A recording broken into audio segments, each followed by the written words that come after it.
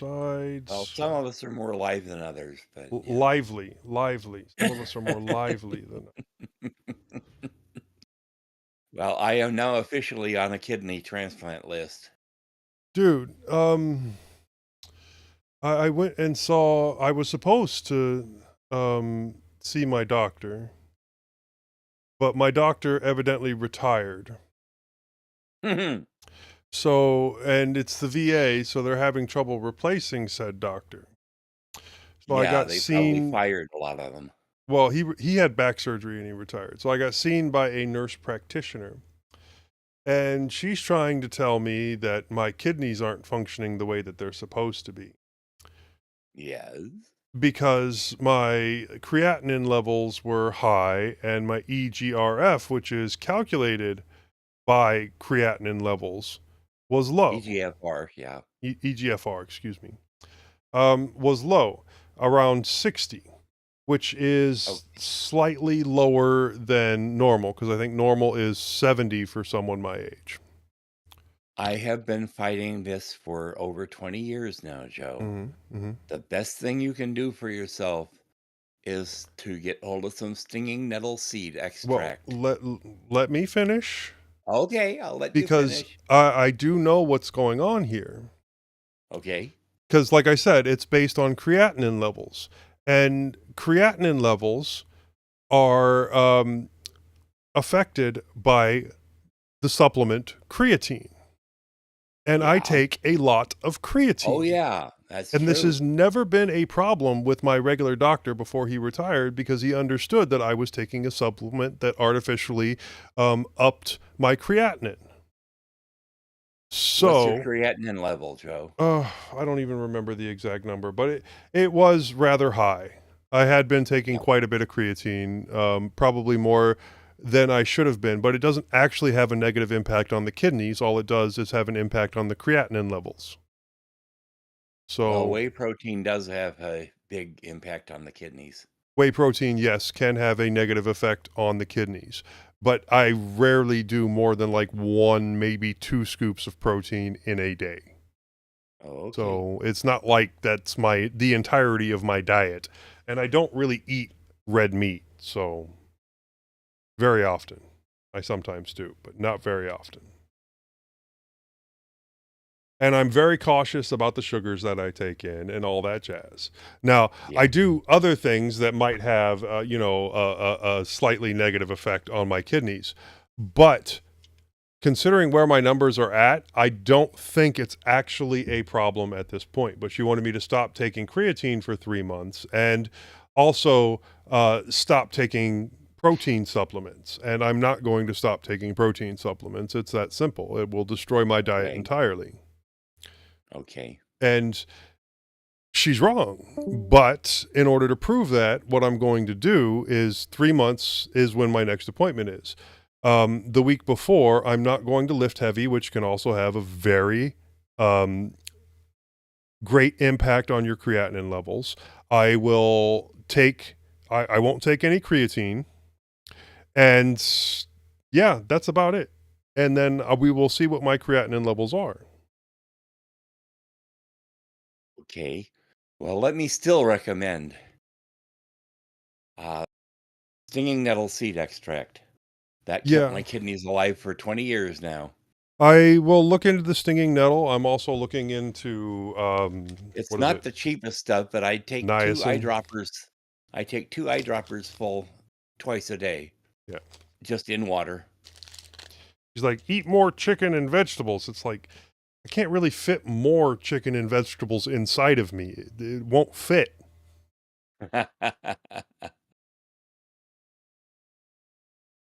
That's like Say three. something, Charles. We've been kind of monopolizing things again. Oh, well, just happy Saturday, happy July, All of the above. uh, I still need all to the take my above. classes so I can get back to being a sub this year. So you have to renew certain classes every year. Keep doing that. Yeah, they're just most of them are just short videos I have to go through and answer the questions, right? But Oh, got it. sometimes they give me a 2 or 3 hour one I have to mess with, but not often. And in Tennessee, they start in August there, don't they? Schools, end of August, Some of them are mid-August. starting in late July this year. Oh, wow. That's not good. Especially most schools don't have air conditioning. We do. We got good air conditioners. They didn't never change the filters on the water fountains though. So this is a relatively new school then, if it's got air in it. Um, New in the last 30 about, or 40 years, I yeah, should it's say. about 12 years old now. Oh, okay. Well, yeah. There you Granger go. High School. I mean, I can teach anywhere in the district. I just usually only take We see assignments at you Granger now. High. We haven't heard you yet. You're on mute. Yes, you're still on mute. All right, how about now? Is that better? That works. And hey, we didn't Hear have to, comment on your audio quality. That sounds pretty damn good. Yes, I had a reboot. I had to get the video camera set up right. I don't usually chat on Discord, but I commented on the most recent show with Majid on Telegram, and I saw the show notes that said that the show was open to people in the community. So I just thought I Sure. would Absolutely. join in and say hello. By the way, he pronounces it Majid. I'm sorry, Majid. I just want to get that out there. Yes, Well, tell us welcome. about yourself. Wait, Good yeah. Linux. Oh, sure. My name's Jim. I am a Linux user since 2023. I switched over to Linux after decades of using Windows, of course, and I started with Linux Mint immediately, and Okay. I really like it. And I use it on all my computers, most of which, really all of them are older computers. Hmm. And I've experimented with a few other distros on a few computers, but Linux Mint is pretty comfortable for me.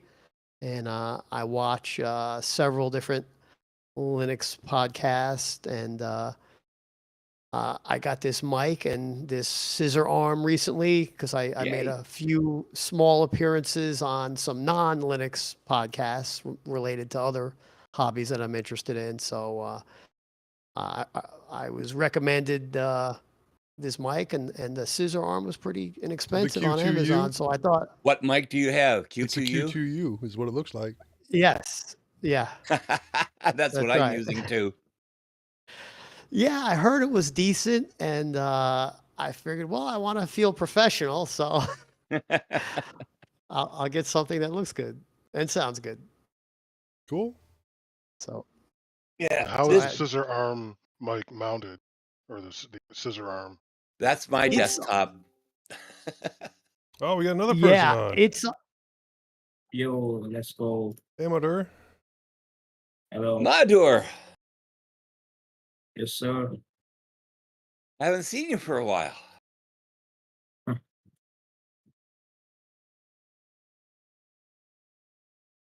Yeah, that little M700 Tiny 2016 model has been doing me okay.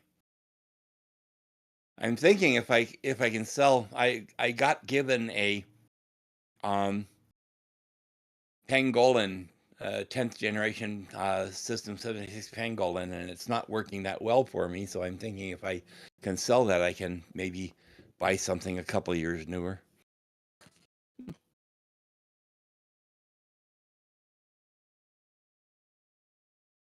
Now we didn't let Charles say anything Yeah, once again. we gotta let Chuck tell us about himself. We've had him on the show a couple of yeah. times, and he's got to give us the rundown. Looks like, Joe, you might be frozen. Maybe. That's just his face. Yeah, I'm stuck like Oh. that. It's always stuck like that. Actually, your cam is frozen, Joe. I don't know if I want to change anything though, because I'm running the stream. Oh well. We turn it off, turn it back on, and watch everything break.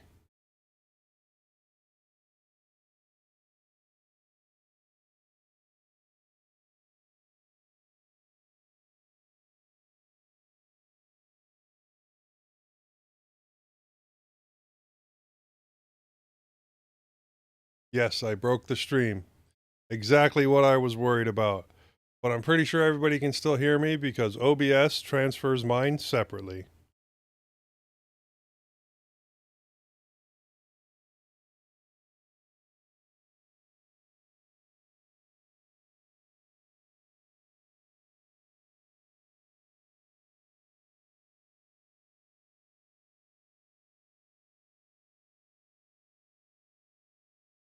Just mine or is everybody's? Because I can't hear anybody else, so I assume that nobody else's audio is making it out. Yeah, I can see. Nobody else's audio is making it out.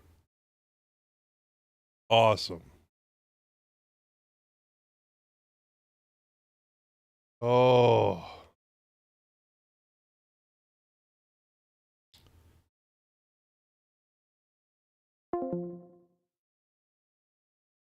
Hold on, people. Should still be able to hear my voice. I'm so sorry for the inconvenience.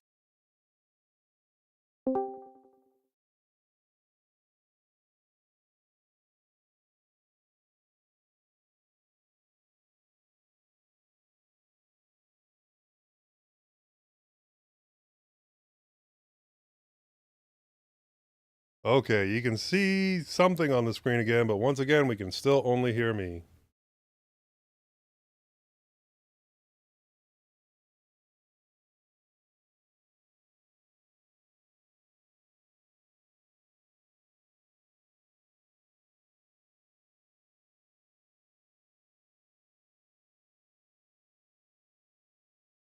Can you guys hear me?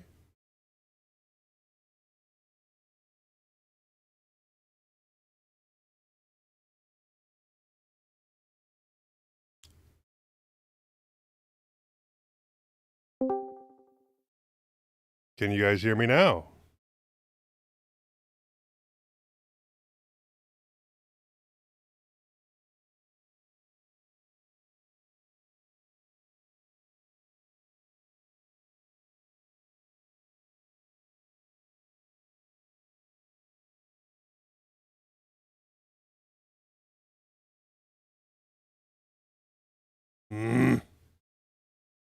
Okay.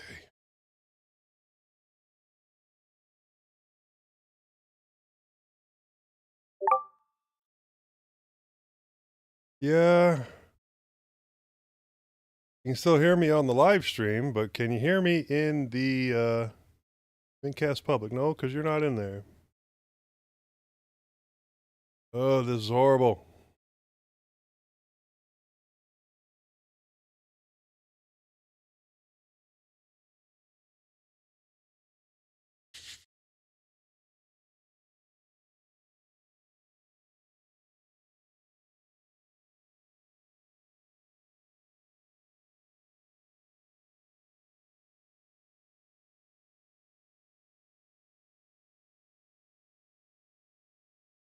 Okay, I'm going to try to kill Discord and see if that does anything. Hello. 9. Discord. Oh, that didn't work.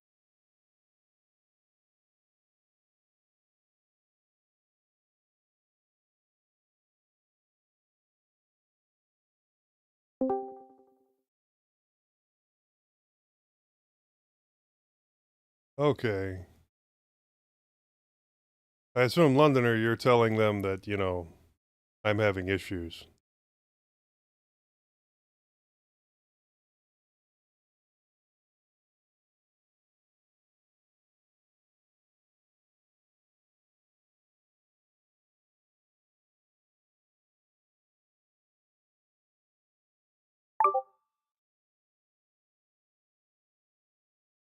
Yep, that's because I can't hear them on my computer.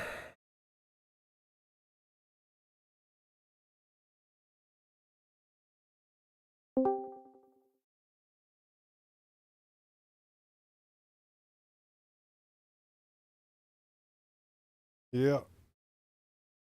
Oh my gosh, I'd hate to have to switch computers.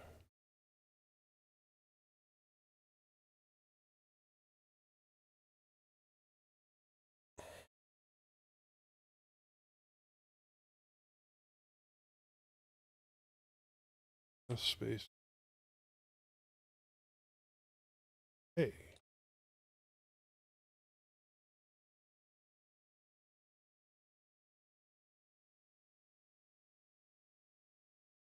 Discord.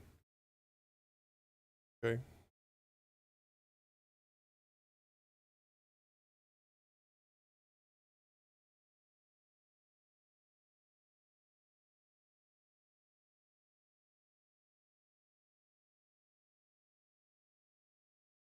All right.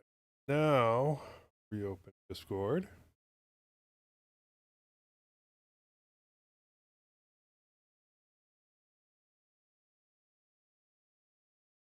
And back to mintCast. Go back to mintCast public. Done a whole lot more stuff there. Can you hear me now? I can Hear Yes, hear sir, you. we can. We Can't can't Oh. see see you, but we you. can hear you. Yeah, your camera is off, Joe. I don't know. I don't know if I want to turn my camera back on because it might break everything. Oh, sure. Okay, don't turn it Did on it then. take the stream down? No, I did not take the stream down. They heard me talking the whole time while I was trying to fix the stuff. Now I have to check and make sure that OBS is seeing the screen again. And it is. Okay, we're good there. And I'll close Yay. that. And yeah. Yeah, Londoner's got a really bad mic today. That's rare for him. Yeah. Might be a connection issue. You never know. So did Charles tell us all about himself? Well, he told us Not- some about not- himself. I told some of the stuff I mentioned. Jim said he's in South Florida, and he said he was originally from New York, New Jersey. I was telling him that I'm originally from the other end of the state, from New York originally, and was in the Navy in San Diego. Got out of the Navy, lived there for 20 years or so, and made my way to the Pacific Northwest. So that's as far as it got about me. So How long you been using Linux? I've been using Linux probably off and on 15, personally about 15 years. Various, I started out as quote as a system administrator using HPUX when I worked for Hewlett Packard. You worked for Hewlett Progressed. Packard? Yep, back in the day. Yep. Hey, my third me wife too. worked for Digital. No, I worked for Hewlett Packard and then Hewlett Packard Enterprise Services. Yep. Yeah. So like I said, GNU, Linux or Unix, and then found my way to Linux and the desktop. So yeah, I've been using Linux, like I said, personally, probably 15 plus years, jumping around. So yeah, it's kind of ironic. My girlfriend, she just a couple days ago, they had a IT privacy and some forum, and they told them, everybody needs to upgrade to Windows 11. Yeah.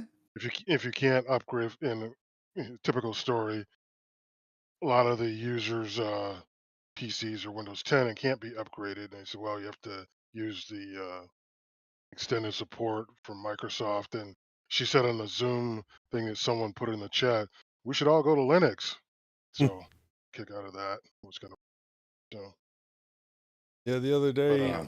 my wife was telling me how the U.S. government can, snatch your devices, including your phones, and get all your data off of them. And I tried to tell her that, yeah, I gave a talk on that recently on the show, and I don't think she actually, heard me.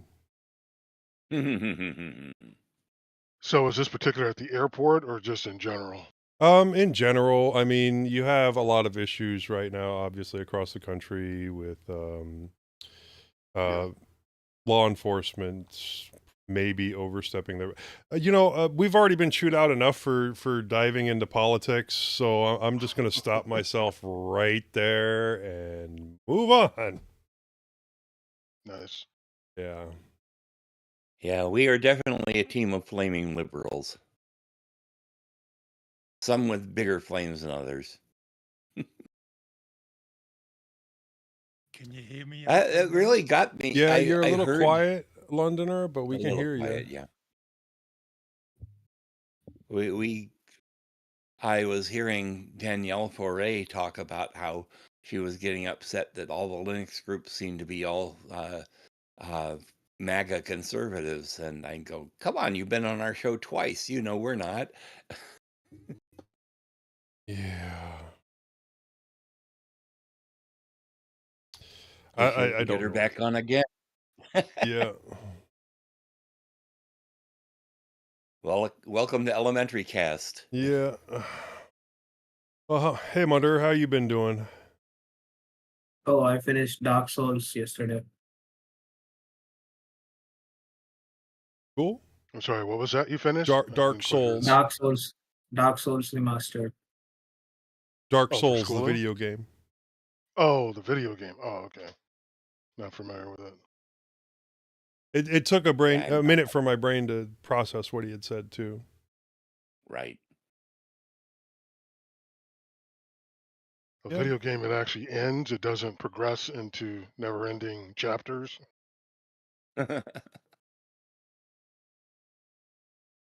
Yes, sir.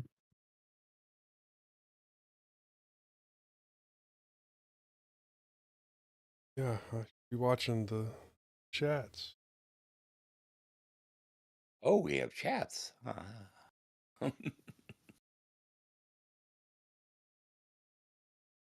People are actually talking to us on YouTube. Well, yeah, Bentley was letting me know that they could still hear me on YouTube and couldn't see or hear anybody. And I was talking while I was fixing it, trying to keep everybody from getting too bored.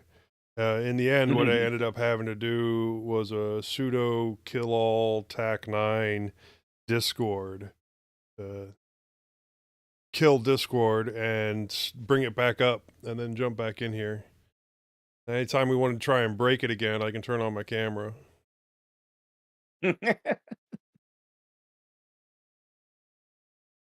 Okay, so what have you guys been up to the last couple of weeks? Any interesting projects? Well, I've been filling you all in on my phone, so I'll keep quiet now. Whoa. I still want to know what your wife thinks about the Nord, since she's had it for a couple of days now. Well, she's at it for this is her second day, yeah. Okay. But we tried putting the SIM card in from Ting and it didn't work, and we checked with Ting and it should work, but that SIM card didn't register right, so we sent off for a new SIM card for her. Oh, okay. So you're still not quite up to speed on it yet since you aren't using it. And mine was supposed to show up yesterday, and then they said, oh, it'll be there by the 17th. I go, there's a bit of a difference between the 11th and the 17th, but I checked with UPS, and they're saying it should be here Monday. Now, for a low-cost phone with my son's Nord 2, or 200, whichever he has, I don't remember. I was just really impressed with the high-quality screen for a low-cost device. Yeah, well, she got the Nord 300 5G, and I'm getting the N30 5G, and the difference is apparently they're the same size and shape. They just put a different processor in the 30. They put the Snapdragon 695 in the 30, whereas they got a MediaTek in the 300. Well, yeah, I never understood the Nord's numbering and what constituted a better phone or a later revision or a lower cost revision or anything like that. It was low cost and it worked really well, and my son thinks it's great. We got both phones in excellent condition, and hers really is in excellent condition. And we paid around 110 to 111 for each phone. Okay. I'll let you know how mine is when it gets here. I've actually been up to a lot of things, and I haven't had a chance to talk about a lot of it. So buckle up. Okay. We've been in chaotic period the last couple months. Yeah, trying to make sure everybody can get online. So, Jim, do you want to be a host? Like on the regular show? We'll see how this goes, I guess. Have you done any projects lately? Well, you got the microphone for it. The camera's working. You go for it. Yeah, it's funny. I've my laptop is 13 years old, and luckily when I bought it in 2012, it was a high end, laptop that I paid top dollar for. But it has a webcam in the screen, and in order to not have all this dead space above my head, I'm kind of like tipping the laptop forward, at an obtuse angle. So the camera is okay. The microphone that I recently got, it was about $70, I think, on Amazon. The scissor arm was I think like $19. So I felt qualified to be a guest on a podcast, and I've done it a couple of times on a mixed martial arts related podcast, and not my show. I was a guest on somebody else's show, and then I did make 4 episodes of my own podcast. I called it the Linux Shortcut. I don't know if I'm going to keep doing it. It was. I had like Good. 4 Put it topics I wanted to talk about. put it on Hacker Public Radio. They always need podcasts. Yeah, I recently. HackerPublicRadio.org. It's really easy to do. Yeah, I see they invite anyone. I did them as video podcasts, like on YouTube, and Yeah. but yeah, certainly I like audio podcasts too.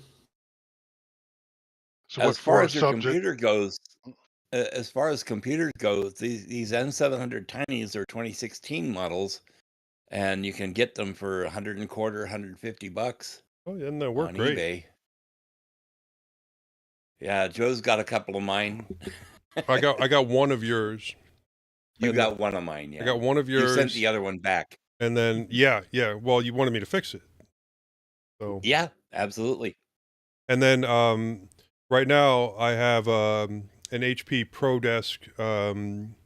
What is it? G3 800 mini, and then I also have I thought that was the recently. Elite Desk, Joe. No, I had the Pro Desk, but one of the other hosts on one of my other podcasts sent me an Elite Desk because he had a bunch of them sitting around doing nothing. So the Elite Desk has the i7 7700T, and the Pro Desk has the i5 6500T. So I'm thinking of doing a little admin swap there. Okay. So, yeah, it shall be Yeah, fun. mine has the 6500U or the 6700U. Yeah, I still got yours set up as a set-top box, but I did move it, and I will get into that. These are great little machines, Jim. You can find them refurbished on eBay for unbelievable prices, especially if you look for no OS. Right. Yeah, Because you're going to Windows not costs a want lot. Windows on it anyhow. Yeah. Hey Jim, you said you recorded 4 episodes of 4 subjects about Linux, and what were those subjects? Just out of curiosity. Okay, sure. The first one, it was a little bit meta. I talked a little bit about my background with computers, and then I talked about how I actually created the first podcast, which was using FFmpeg strictly, because my computer's old, and I don't have a lot of hard drive space. I didn't install OBS or one of the other, common popular software tools, using only only FFmpeg. And I got some ideas from another podcaster. I took the code she used and and sort of modified it a little bit, and was able to do a real quick and dirty podcast recording strictly using FFmpeg. I took what I explained in the video. What I did was I have a little app on my computer called Webcamoid. It's a simple webcam program. I put that in the lower right-hand corner, and then I used FFmpeg's ability to capture the screen. So I recorded myself as a little talking head in the lower right-hand corner of the screen, and then you could see what I was doing with my mouse, and effectively a way to create a Cool. podcast just using one command, hit start, and have it record. No editing, no graphics, no sound effects, no process where you have to take the video and put it with other things and compose it. It was just ready to go. Of course, you have to do it live and talk your way through with it, and whatever you get, you get. But I thought it was a neat way to do it. If you just want to record Sounds a great. podcast, have it be ready immediately. That was the essence of the first episode. Hey, The other Joe. one, go ahead. Hang on a second, Jim. Joe Sure. Londoner says he can't hear most of us in YouTube. He can hear us great in Discord, but not on YouTube. Oh, let me check. Let me check. Sometimes OBS. It's old. It's okay Oh, now. that was That when was an things old were message? broken. That was when things were busted. Okay. I just read the messages. I Okay. didn't see a timestamp on it. Yeah, because everything looks good here. All the levels are right on OBS, so it all should be going to YouTube. I don't know if I sometimes see a buffering on the YouTube, so I don't know if there's an issue there or not. Okay, The sorry I YouTube interrupted you, video. Jim. Huh? Oh, no problem. Yeah, if you want to hear about the other episodes, something else I'm passionate about. I talked about how to have a keyboard-centric workflow on your computer, because I'm really big on keyboard shortcuts. Even though I use a full desktop environment, Cinnamon, on Mint, anybody can, and even if you use other distros, likewise, it's similar. You could use keyboard shortcuts to accomplish a lot. I know many people are aware of that, but I think many people are not aware that you can do it in Firefox. And I had my second video explained how I set up Firefox with different extensions and different built-in keyboard shortcuts, and a few that I've customized along the way, and am able to fly around Firefox, leaving potentially dozens of windows open, broken down into different groups, and able to quickly jump back and forth between, not only between different sites that you may have open in different groups, but also to navigate within. Let's say you're on a web page that's text heavy, whether it's Reddit or you're reading Lemmy or any kind of forum or website. You can use the built-in keyboard shortcuts in Firefox, and they're very efficient. You hit apostrophe or /, and it works really great. You don't need a special browser like a Qt browser like some people use. So that was the That's second incredible, episode. Jim. Especially for those older machinists you got. Yeah, I regularly, luckily I have 24 gigs of RAM on this 13-year-old laptop, so I'm able, at the time was a lot. Nowadays it's still a decent amount, but not crazy. But I'm able to, I know some people might be horrified to hear that I normally have like 125 tabs open in Firefox at any given time. And I'm able to just fly around, jumping between, say, Discord channels, or jumping over to, other groups that I have for other interests, whether they're Linux, related or other things. Yeah, Nice. I've got an old Z800 workstation, HP Z800. Has dual Xeon processors and 24 gigs of RAM on it. And the only problem is it sucks so much power. I don't use it. It's a 2010 machine. It still runs anything Linux. Still runs Windows 10 if you really wanted it to. But I've had trouble getting rid of it. I don't need something with a 1250 watt power supply, people. Moss, I think I have the exact same workstation, and I got it from a previous job I had. And besides power, the thing is really, really loud. But um, I think I read somewhere that sometimes in the BIOS you can deal with the fan noise. You can set it, but I don't know. I didn't Well, look in, but I thought if I it read that. has all the original ducting in it, it should not be loud at all. Mine's pretty The loud, but fans you know, run, but mine has all the original ducting and cord management. It's a thing of beauty inside, let me tell you. yeah. You know, Jim, you're talking about FFmpeg. It's kind of ironic. I started using FFmpeg a lot here the last couple of months. So I've been using, the websites where you can put a URL in from YouTube and download. And it seemed like anytime I use one of those, after a while they get janky and they don't work. So I kind of abandoned that. Started doing using FFmpeg for downloading videos and music and stuff. So yeah, it's a lot more consistent, a lot more seamless, and a lot less headache, if you will. Uh, but a couple weeks ago, or maybe it was a month or so ago, Eric was talking about uh, using keyboard stuff, and I have really big hands, and there's this, the cut and paste, and what is it? Cut and paste if you right click, and it's don't use a formatting or unformat it, so it keeps the same consistency when you cut and paste it. And the command for the keyboard, I started practicing. I think it's Shift Alt something, but like I said, it's kind of a Control Shift contortion for me. V. Right. But it's still kind of a contortion for me because my hands are so big.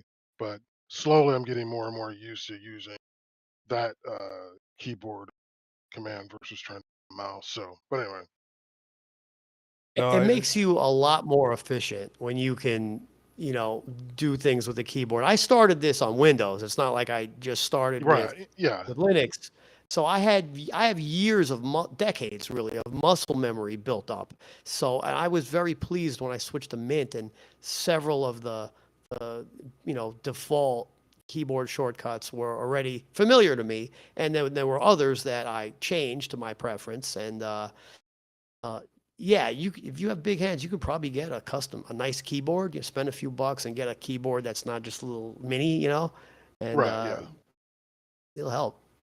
Well, well, yeah, even with I use a regular keyboard, not it's still kind of a awkward because Yeah. I don't have the muscle memory of doing it for years and decades. So, but anyway, no, one of my keyboards is a Japanese keyboard, and I got it specifically because it had a bunch of unmapped keys that I could use for hotkeys of various things. It worked out pretty well for a while. I still have it around here somewhere, but I had switched to some of the Razer mechanicals just because I like the sound a whole lot better. And if you guys are interested to hear the third and the fourth episode, since it's an open show, there was something else I did that I made a video because, all right, so many of us probably, some of you guys have Twitter accounts, or maybe used to have them. Maybe you don't use them anymore because you just got tired of it, or for political reasons, or maybe you've switched to the Fediverse and you use Mastodon, and that's all cool. But um, I don't have a Twitter account, but I do want to follow Twitter users.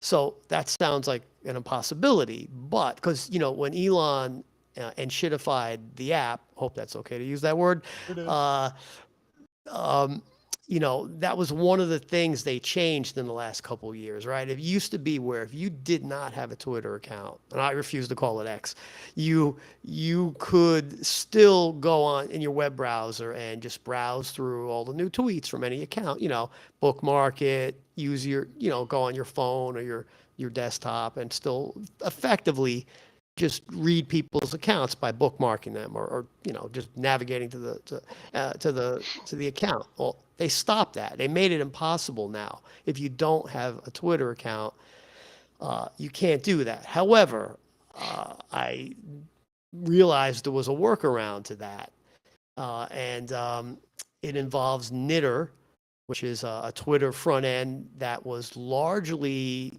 disabled a few years ago, but some of the instances still work. And of those instances, a couple of them have RSS feeds. So effectively, what I did was I created using Knitter and RSS.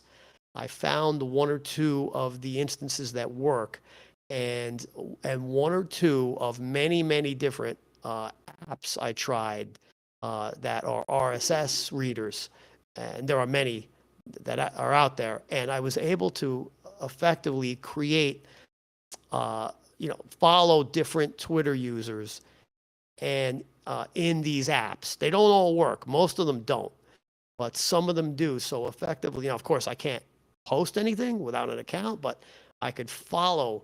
I get the automatic updates, with a very slight delay, just like as if I had a Twitter account. I know some people might say there's nothing on Twitter I want to read.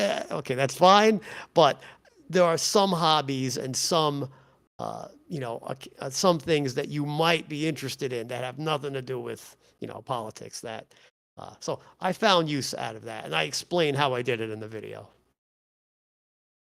Sounds great. My problem has always been how much data they steal from you, so I'm out of there.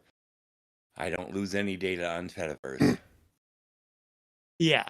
Well, that's the beautiful thing about using RSS and Knitter. It's a front end. I don't have an account. They can't take my data. All I get is, all I'm getting is, and I became really fascinated by RSS, and that's a whole subject for another time. We need to make that a topic on the show, guys. Yeah, RSS is pretty awesome. Yeah, I'm still trying to figure out how to get without paying for it. I'm still trying to figure out if I can get a way to synchronize, because I use RSS on my laptop, which I have a Firefox extension that I love called FeedBro. It's really nice in my opinion, and I have two apps on my phone and my Android tablet that work really great, called Feeder, and another one's called Handy Newsreader. But of course, they don't talk to each other. You need to have some kind of online account. Is that for audio or is that just for reading? RSS, this is for reading. Okay. If I want to listen to audio-only podcasts, you can follow them in RSS, but I use Pocket Cast for that because they have beautiful sync. It's a proprietary app. But for following all kinds of different websites and other types of accounts, I find RSS to be really handy. For example, I follow about a dozen or more different online comics like XKCD and others, and that kind of thing is ideal for RSS because they're self-contained. It's a 1-panel or 3-panel comic. There's no comments. There's no greater context to it. It's exactly the kind of thing that you can follow in RSS and not feel like you're missing anything. And I just mentioned I follow all that stuff in those Twitter accounts through Knitter. Those are specifically for everybody in the mixed martial arts field, which is a sport that I follow. Everybody uses Twitter. There's no getting around it. It is what it is. So if you want to follow the news, the fight announcements and all that kind of stuff, you got to follow Twitter. So that's a way to do it without an account. And then there's a bunch of other stuff, that I like to follow that RSS is able to grab, dozens and dozens of different, different feeds from different websites and compile it at your convenience in your reader. Cool. I use FeedBro as well, Jim.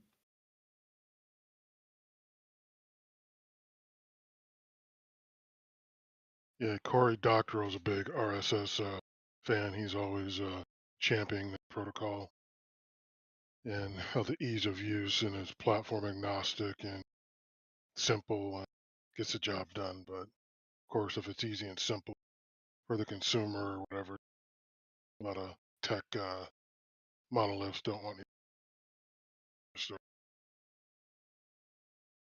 Yeah, there's even ways to follow websites in RSS and newsletters in RSS, even if they don't offer one. Like, just to give you an example, I like to read movie reviews. The late great Roger Ebert's website posts movie reviews from a variety of quality writers, and I like to follow that. It comes out once a week, and they don't have an RSS feed on the site, even if you try to find it, dig through the data and find it on the website. But there's a service called Kill the Newsletter, which is free, that you effectively give not your email, but an email they generate for you, and it sends that newsletter to that intermediary, and then sends it to your RSS feed. So there's some really cool tricks that you can use with RSS to handle even sites and blogs that are not by default set up with it. That does sound cool. Nice. Yeah, it does sound cool. Nice. Mutter, you been working on anything? Oh, nah, just college studies and stuff. As for projects, it's like I've been optimizing and helping others get into Linux, and those that are stubborn, I help them deploy their Windows so that at least they can minimize the telemetry to the maximum amount. So we can minimize the Microsoft telemetry. If they cannot want to switch, at least they can minimize the spyware. I help them with that. That's what I'm doing. Helping the community, basically. Sounds fun. Those people Not using necessarily Linux. loading Windows, but minimizing the callbacks. Yeah, I could see where that would be helpful. Okay, well, I don't remember where I left off talking about headphones last time, but I did get like several pairs of the Arctis headphones. So a couple of 9s, a couple of 9Xs, and a 7. Most of them required some type of hinge fix. I guess that's a pretty common problem on those Arctises. And I performed those easy enough with a couple of 3D prints. I got the Arctis 9 and the Arctis 7 from the same person, and neither would turn on. Like, the previous person had taken the battery out of the 7 and put it into the 9, but the 9 has an issue where even with a full battery, it'll only blink unless it's plugged in when you turn it on. But I'll talk more about that one in just a minute. So I pulled the battery from the 9 and put it back where it belongs in the 7 after undoing the modification that was made to make it work in the 9 and replacing the wires from the battery board with new ones. That worked well enough, but the 7 requires a base station, so I ended up ordering that and a battery for the 9. I got both of those in, and the 7 connects and sounds awesome, but the mic is still not working. So I'm going to take it apart again. I checked the connections, and it looks fine from there, but I don't know what's wrong. I don't know if I'm going to have to replace the mic or if there's something on the board itself that's preventing that from working. So I'm going to have to figure out what I'm going to do there. Maybe I'll pull the mic from the 9 and put it on there and see what happens. But the 9, on the other hand, even with a new battery, still giving the same problems. I was able to find some information online about some of the parts that go bad on the inside of that, on the board itself. And the symptoms all point to that being the problem. But I'm going to have to isolate which one of the two parts it could be and try to either, bypass or find replacements. The 9 is nice, and while it does have a base station that it can use, it can also connect directly over Bluetooth. So I could use it, just with my phone. Now, the 9Xs are a little better in that they will pair with the Xbox wireless adapters or Bluetooth. So I can use it either on my PC with that adapter or on my phone or both at the same time, which is what I've been doing. Now, I'll probably have to redo some of the hinge fixes on those because I was trying my own before trying, the stuff that was out there just to see if I could do it. And I think some of the other fixes that I see online are better. Now, also had some interesting things going on with like my garage computer and the mini rack. First up, my garage PC was occasionally locking up and refusing to do absolutely anything. A couple of times it even impacted Moss when he was trying to watch things on either my Plex or my Jellyfin. Now I would have to force restart, and usually it maxed out the RAM again right away and it would lock up again. Now I was assuming that it was some bad RAM, but I had some to replace it that I had gotten from a friend, 64 gigabytes DDR4 in 2 sticks, which is kind of awesome. But I needed to do some work on the mini rack too, so I brought the whole thing down for maintenance. RAM replacement started out easy enough. I was going to pull the stick that I figured had gone bad and put the 216s that I was planning on using on another PC, but when I hooked up the 232s and gave it a spin, it wouldn't turn on. I tried several things, but in the end I had to test all of the RAM slots until I found the two that still work. Looks like I got a couple of lanes that are just plain not working, and I'll eventually need to replace my motherboard. I'm not really surprised. I've had this computer now for several years, and it's been running nice in my very warm, very humid garage the whole time. But it did have 2 working slots for the 64 gigabytes of RAM, and that is a heck of an upgrade. I was also, yeah, it's actually really nice. It runs real smooth, and I haven't had any more lockups the way I did before. Well, once I had an issue with the graphics card, but it's an older graphics card, so I'll eventually have to replace that too, but those cost money. I was also having a problem where drives were dropping from my DAS when there was heavy usage on them. At first, I thought the issue was one of the drives that kept dropping, but when I was migrating things off of that drive, and it was being used for Jellyfin, another drive dropped. So I looked into it, and the small form factor power supply that I designed a shelf around for my rack was not powerful enough to keep up with 6 hard drives. So I replaced that small form factor 300 watt power supply with a full-size 650 watt power supply, which should be more than enough to handle 6 hard drives. Which meant getting creative with some zip ties to keep it in place. Plus the power supply that I use has a lot of extra cables, and I'm thinking that I may swap it out once again once I get a few more cables for one of my modular power supplies. But I also want to redesign and reprint that shelf that is currently there so it's more stable and better managed. I will get back to that after I'm done getting some PLA items printed, because I'm going to have to do the whole thing in PETG again. It's working for now, and if there are any more hard drive disconnects, I can be fairly certain that the power supply is not the culprit. Now, Danny from over on the Linux Lugcast was the person that gave me, and he gave me 2 PCs, a power supply, a variable voltage power supply that I could use to test things, and I did end up using that on the headsets when I was checking to see why they wouldn't turn on with the batteries. So, and one of the PCs was an Asus where the 64 gigabytes of RAM came from. Now I've replaced that, and it's currently running 32, which is awesome, and it also has a 11th gen i5. So that's like what, multiple hundreds of dollars worth of stuff that he just handed me. But the motherboard is a little odd in that it uses a proprietary power supply and connections to the motherboard, as well as a proprietary power cable for the SATAs, which comes off of an odd connection on the motherboard. I looked for more of those connectors for the SATAs because there's 2 slots there, but only one of them's filled, but I could not find any.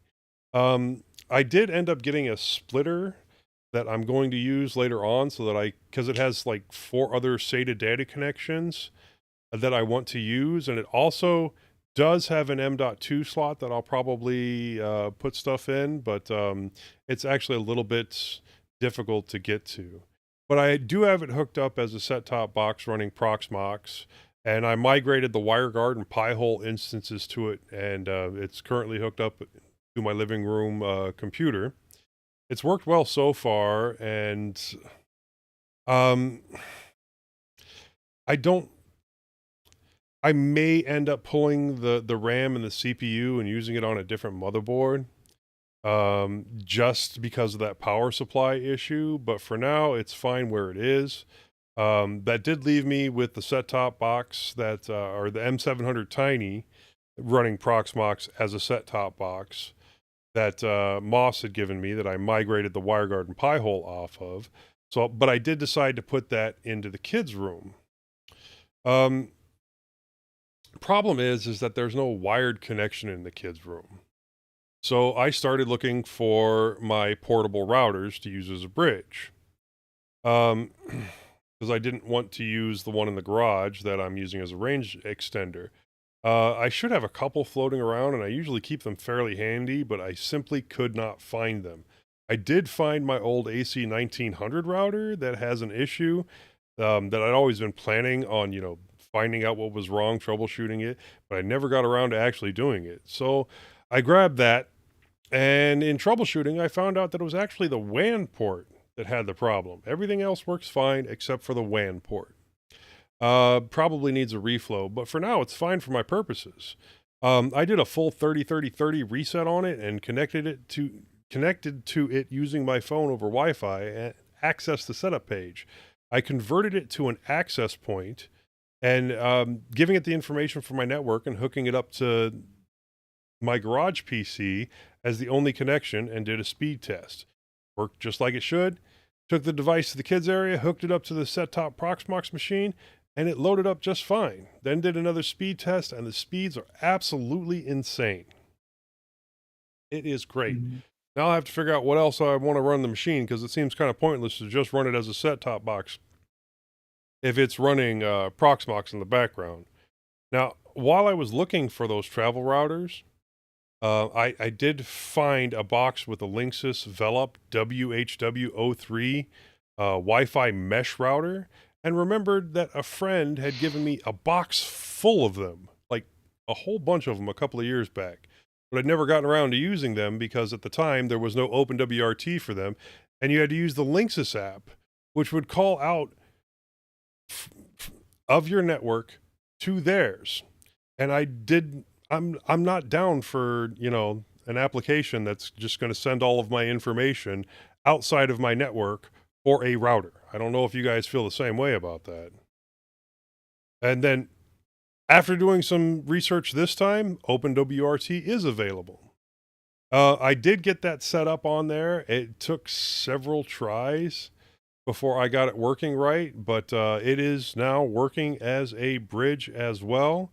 I downloaded all of the setup for it that I did, so that way when I find the other ones, I can just put a bridge setup on them quickly and use it anywhere and have a connection anywhere in my house if I need a wired connection. And oh, if I do find the rest of the box, I'm probably going to also set one up as just a regular router so I can take it traveling with me. It is the 12 volt instead of the 5 volt, but I don't think that's going to matter too much. It will still be a good lightweight thing to have with me. And yeah, if I've got a box of them, I might as well use them. What do you guys think? Sounds like a That's a plan. nice to me. idea. I know that was a lot of stuff, but I haven't gotten to talk about my tech things for a while.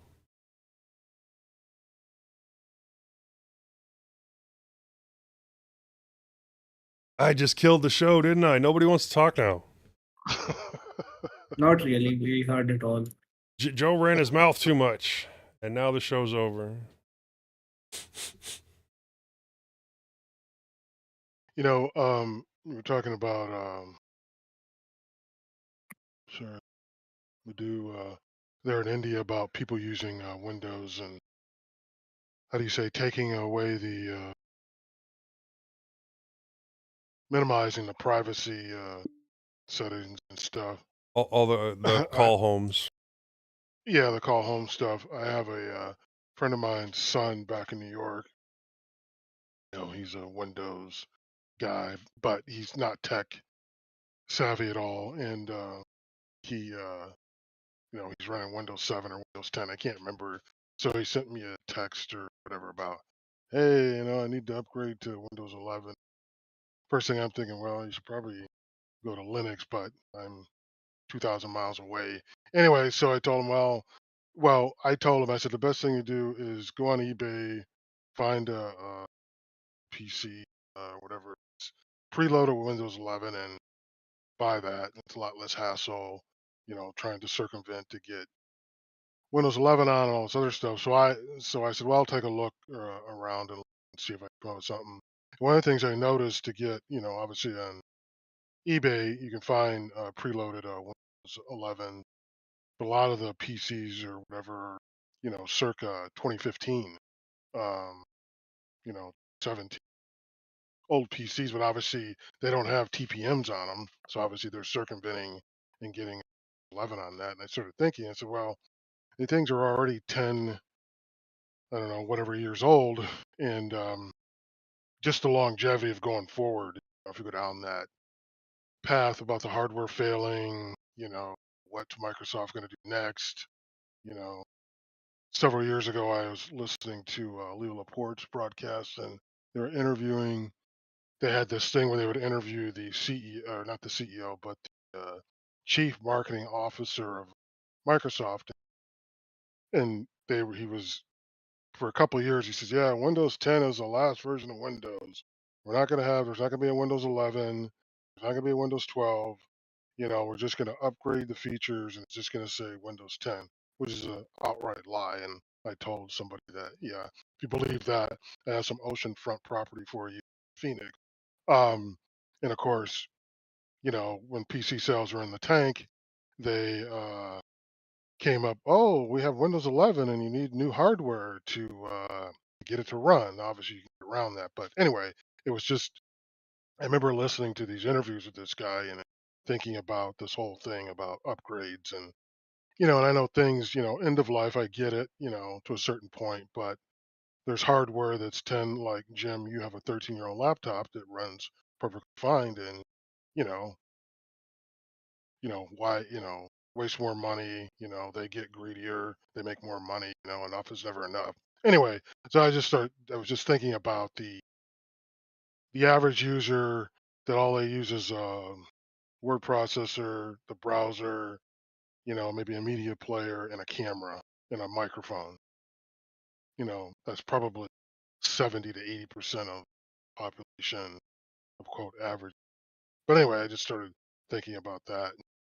Just, how, I don't know, just the frustrating part of that. So anyway, thoughts. I can add something. I recently got my 81-year-old father, who's pretty tech savvy and has been throughout the years, on Mhm. Linux Mint because Okay.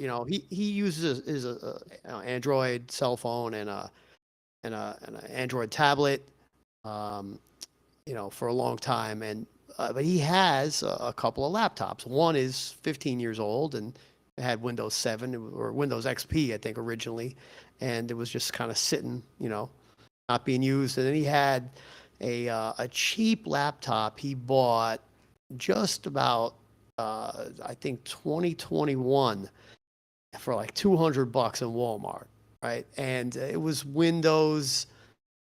I think it was Windows 10, and then he upgraded it to Windows 11, and within a month after him buying it, it you know considering it's an inexpensive laptop, you can't expect that much, but still, it became so unusable that it was just a joke. I mean, you'd literally press any key and, the laptop wouldn't respond for 30, 40 seconds. It was insane, I helped him reinstall Windows 11, to see if we could start fresh, and everything. And it's just completely unusable. I don't know how they sold these laptops. I guess that's why it was $200 a few years ago, but effectively it was useless, so, and he heard me talking about Linux and he said, well, what do I got to lose? He didn't know much about Linux, but it was just so unusable. Anything was better than what he had. So I put Linux Mint on it and it works fine. Cinnamon is pretty familiar, if you are familiar with Windows. And even on the 15-year-old laptop, now mind you, that's a little slower, but still, it is completely usable. And, if you're a person that uses, like you said, a browser, uses webmail, and, you could very easily use Linux Mint, and it doesn't feel that different than Windows 7 or Windows 10 by the way it's set up by default with the Cinnamon desktop. He only wanted a couple of specific apps that were available. He wanted Dropbox because he had, like I said, he's tech savvy. He had his data, documents up on Dropbox. And he had a password manager that he likes. He's been using for years, and that was available. And when I visited him recently, I helped him put a few other things on, like Warpinator to transfer files back and forth, and a few other customizations in it. Yeah, it's like he's using it just like as if it was Windows. There's very little difference to someone like that. Let me mention that with my autism, Cinnamon is a bit much for me. There's too many bells and whistles and things. Mate is the same thing without the bells and whistles. And Linux Mint Mate is available. So if he says, well, this is a bit much for me, then you just drop him back to Mate. Oh, he likes Cinnamon. I like Cinnamon, and I'm going to tell you why. One of the reasons, one key factor, pun intended, is that Cinnamon is one of the few, I think there's maybe a couple others, desktop environments that have one behavior that I am never going to change. Windows trained me. When I want to open a program, like I said, I'm a keyboard person. I hit the super key and then start typing the first couple letters of the name of the program and then hit enter. I am not changing that behavior for the rest of my life. It's just not happening. So No. Cinnamon by default does that. I hear that GNOME and KDE also operate like that. But And Mate. if you Yeah, no, Plasma in and my Mate both experience, have that. I tried Mate in Ghost BSD, and it does not work. When did you I try don't- it? Because from about 2019 on, Martin Wimpress took over Mate and turned it into a whole better beast. Yeah, we actually had Martin in one of our chats while we were discussing reviewing Mate, and that was one of the big things for me, is because that's how I work too. I hit the super key, I start typing, and that was one of my first comments, and Martin was like, "Yeah, we made sure that worked." Well, and I tried it in the last couple years. Now, mind you, this is Mate on a free BSD derivative called Ghost BSD. Right. It's my only experience with Mate, but it doesn't work. And the same thing with XFCE, because what happens is it's a very specific behavior. It has to be encoded in the desktop environment. It's the key press, and more importantly, the release of the super key, right? That triggers that behavior, and it cannot crash with the other common keyboard shortcuts, which involve holding the super key down and then pressing another key like E or W or whatever it may be. Those two things crash on XFCE and others. And I don't know, maybe there's different versions of Mate, but the one I tried and XFCE, you have to go through this whole rigmarole using some other programs to, modify those behaviors to get it to work. If you were doing it in BSD, then that might not be all that surprising, because there is a translation layer there. Yeah. Also, you might want to really, if you're working on an old machine, especially, but it works just as well on new machines, you might want to try out Moksha. Try out Bodhi OS. It's a whole different beast. It'll save you a lot of keystrokes. Yeah, I know that you're a fan of Bodhi. I actually, until I got rid of it recently, had a very old Pentium, I think it was a Core 2 Duo computer from 2006. It was 64-bit, and I installed Bodhi on it, and it worked pretty well. I mean, Bodhi is amazing. It works on machines that have very little RAM, much better than other Ubuntu derivatives. And Moksha is cool. It's a very lightweight desktop, but that same behavior is also lacking there. So it kind of turned me off to it. They've been working on it quite a bit. I think you'll find that both Robert and Stefan have done quite a bit of work on Moksha to make it be more. And it's miles ahead of other Enlightenment versions, even though they're behind in terms of they're not even looking at Wayland yet. But in terms of actual stability and functionality, Moksha is way ahead of E. Hey, Jim, that old PC that your father had that had Windows 11, was it like an i3, i5 with 8 gigs of memory, or was it Pentium? Do you remember the specs on it? I think it was an i5, and it definitely had 4 gigs of RAM. Okay. And it came with Windows. I think it was 10 originally, but I remember when he first got it, it was barely usable, even brand new, with Windows 10. I mean, mind you, this is a blowout, cheap laptop with not the highest resolution, but nonetheless, it Yeah. still should at least be moderately usable when it's Yeah. brand new. But Linux completely revived the machine, and now he uses it on Linux Mint more than his phone or his tablet. Yeah, nice. At 81. Good job. Okay, guys, I'm going to dive out of here. Yeah, same. About all I can do here.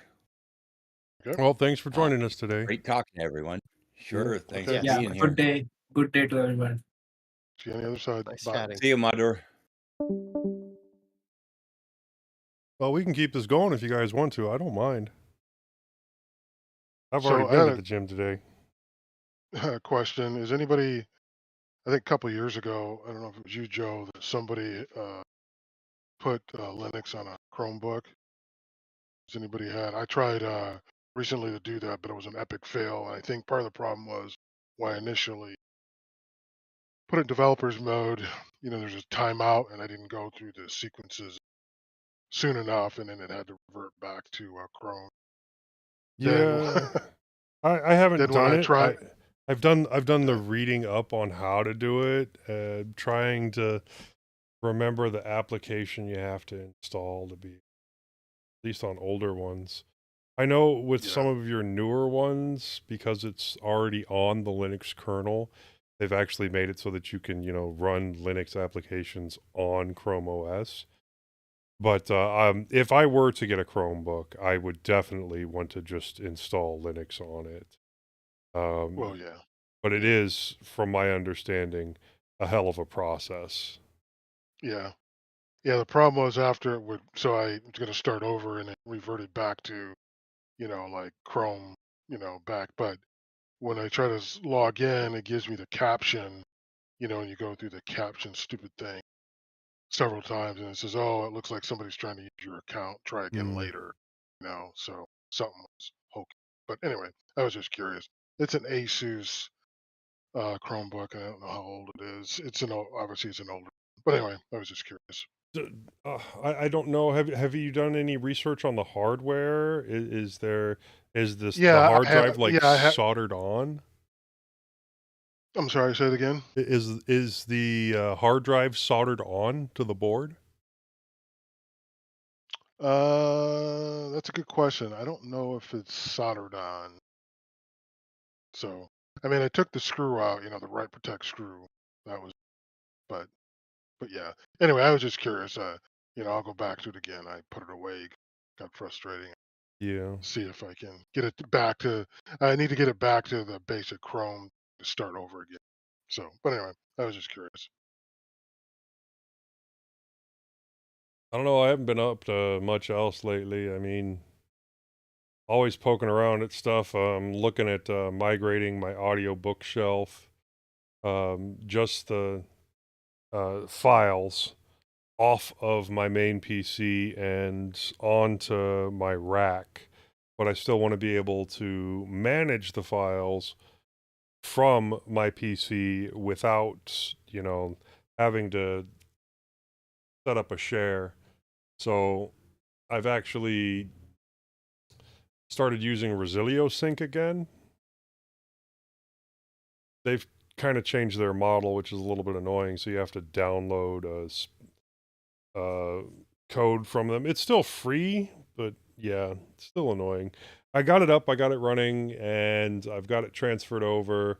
Now I have to decide whether I'm going to migrate off of the Docker instance that it's currently on and put it onto another Docker instance inside the VM that I have that in, or if I'm going to set up a share internally on the rack and allow it to access it that way. It's starting to get complicated, but Joe, are you running your VMs in Proxmox, or are you doing libvirt? Yeah, Proxmox. And Everything. that's basically KVM under the hood. I that believe so, Prox- yeah. Or is it QEMU? I don't remember. Okay.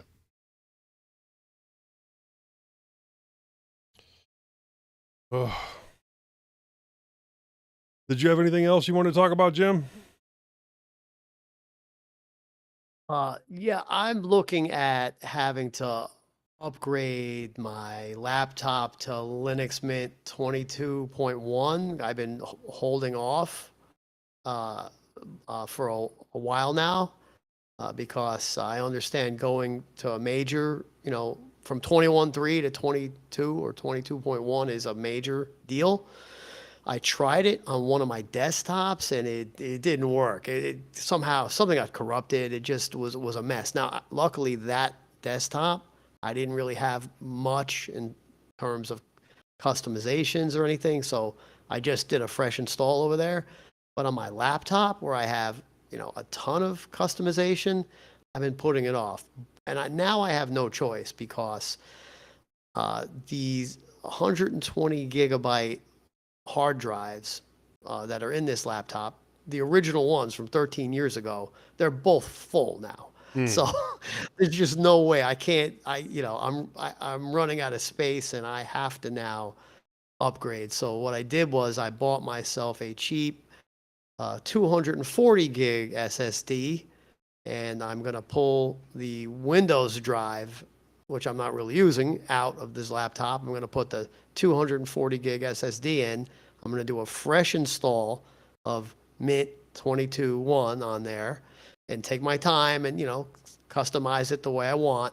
And then I've got to make sure I bring over, for continuity, all my data from the 21.3 install that I have, because I'm one of those people that uses Thunderbird and has like over a decade worth of mailboxes.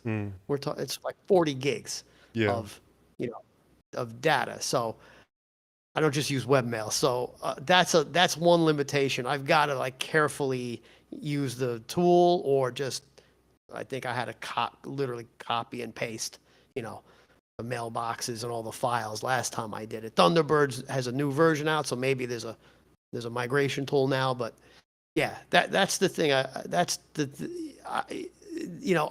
I always laugh at people who distro hop. I'm like, how? Like it take me weeks, months to get my system set up the way I want. I could not imagine just willy-nilly wiping it out and starting over. Yeah. What laptop are you running? It was, the brand is Sager, Sager. And at the time, I could tell you the specs. Or let me just hit N for NeoFetch. Now, if I remember right, Sager is that company that feeds into a lot of other companies for their laptops. So go ahead. They specialize in like high-end laptops for I don't know about gamers so much, but I bought it, because I wanted to do video editing and and just have it be last for a long time, which it has. It is a Intel i7 3820QM processor at 3.7 gigahertz. That's an Intel 3rd gen core processor. It has an NVIDIA GeForce GTX 660M. Ooh, that is old. Video. Yeah, it's old. 2012 with 24 gigs of RAM in it. And under Windows, it had my beloved 1920 by 1200, screen resolution. So, uh, believe it or not, it's still my main. It's the computer I'm talking to you on right now with the built-in webcam, and with 24 gigs of RAM, it's able to handle me flying around between 125 different tabs in Firefox. I do have to reboot it, at least once a week, because or at least restart Firefox, once a Right. week, because it does leak memory eventually and starts slowing down. But it was the same on Windows. But considering the age, I think that's pretty. I'm able to get away with it, and I'm pretty confident that if I, when I do this fresh install, it's going to be even a little bit better. Cool. How about your hardware, Charles?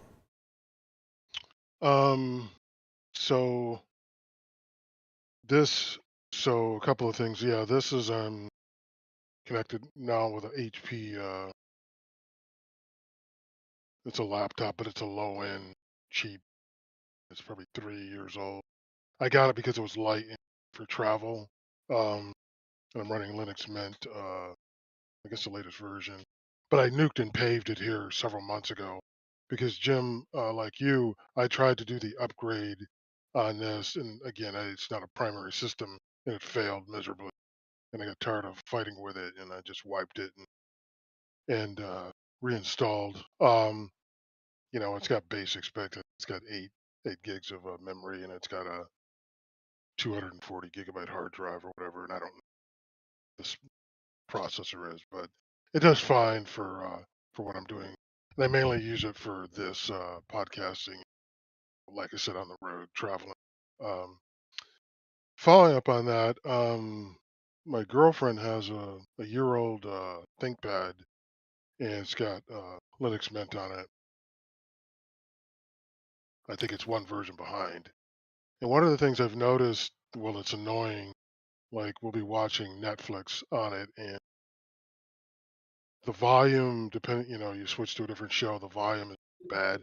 Even when you turn the volume all the way up, it's somewhat hearable, and it's going through an HDMI cable, and then it goes, and then there's external speakers plugged into the monitor, and but the volume, you can never really get the volume as high as you want it.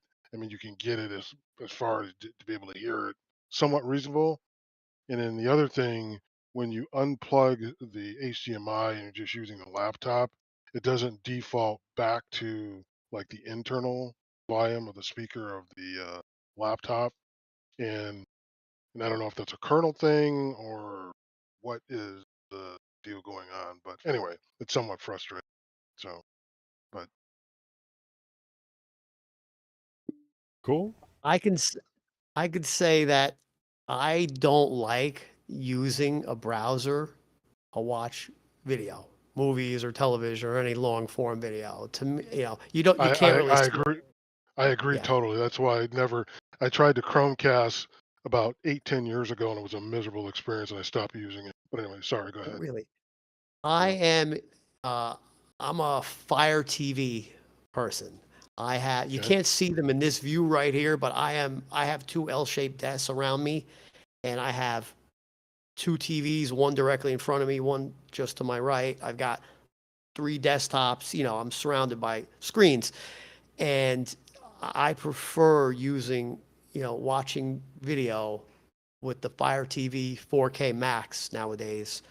And it's really, it's a device that, just like the Chromecast, it connects to the HDMI port of your big screen television, and you have a remote. So just like as if you were watching cable back in the day, you got a remote in your hand. To me, it's just like a more TV watching experience. And even if I'm not in a lounge chair in my living room, which is not how I watch TV, even if I'm doing it, just turning to the side and watching TV here at my desk, I just prefer to use the remote. And it's made for streaming. You don't have all these issues with bogging down your laptop, or trying to chug all that video through your browser, and with the Fire TV, the way mine's set up, it not only does it have all the different streaming services I'm subscribed to or have access to, and all the free, streaming services, with apps on the Fire TV, but I also have an antenna on the roof, and I have a DVR called the Recast that works with the Fire TV system, and I can watch over the air and record over the air TV. So it's pretty much everything, streaming video, and over the air television. Plus, I also have a Blu-ray player connected to the same TV, and it's all on one. It all works right with this Fire TV remote.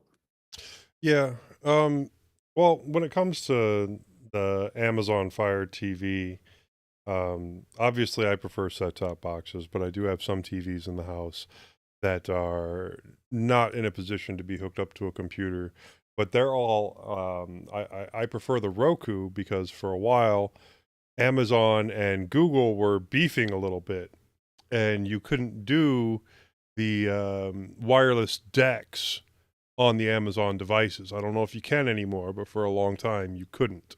But with Roku, it's really simple. Couple of presses and wireless decks will go to whatever, so I can just use my phone and hook directly to the TV and work on whatever I want to. Yeah, you're right, Jim. I have on YouTube, Joe, I have a Roku connected to my 60-inch TV. It's a much better experience. I was using it several years ago when I was watching The Mandalorian, this Disney, the show that was based on the game. I think there were 2 seasons of it. I can't think of it now. And prequel Yellowstone, not 1970, whatever, 1860 something, whatever. And you're right, it is a much better experience using their native app through a TV experience. The only thing I still can't stand the Roku remote. Thing drives me nuts. It's just my stuff. Yeah, you're right. Much better experience going through a browser. But yeah.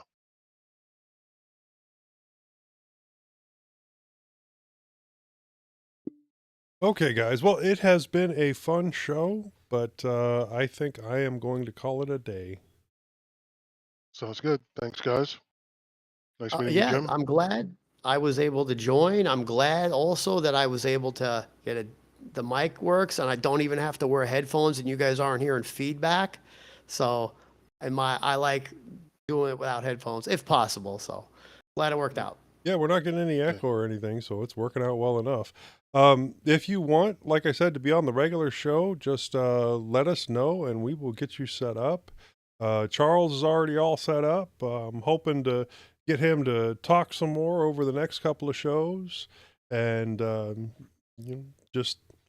we do need new hosts. We need a few more people on, especially tech-savvy people that can maybe take some of the burden off of Bill and have the time available for it. So if you guys want, just, participate. When are you doing the next show? Next Sunday, and we're going to be discussing command line, except it's just going to be like beginner command line stuff. And then I think the show after that will be probably news. And then the show after that is going to be command line permissions. Okay, I'll hit you up on Discord. Sounds good. Okay. Thanks, guys. Thank Okay, you. guys. Later. Bye-bye. Bye-bye.